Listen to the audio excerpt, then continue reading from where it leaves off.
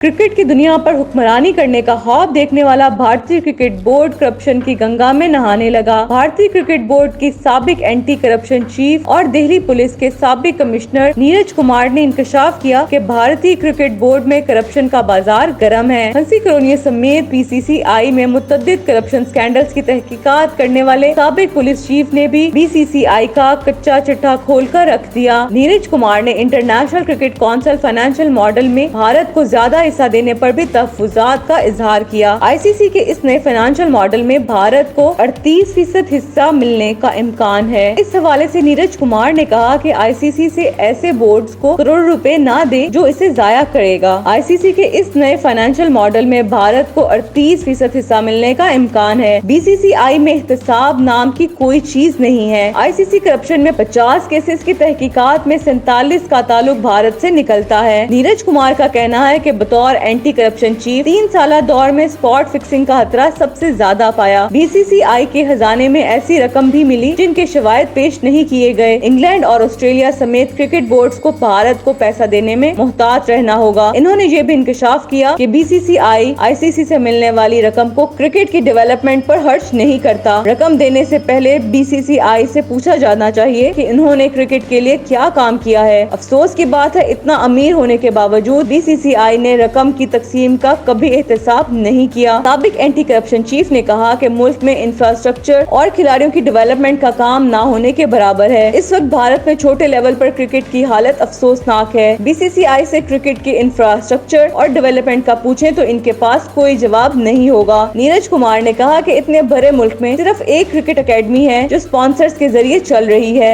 BCCI ने भी अभी तक क्रिकेट के लिए कोई बड़ी अकेडमी नहीं बनाई। भारतीय क्रिकेट बोर्ड तंजीमी लिहाज से एक नाकाम इदारा है जो समझ से बाहर है।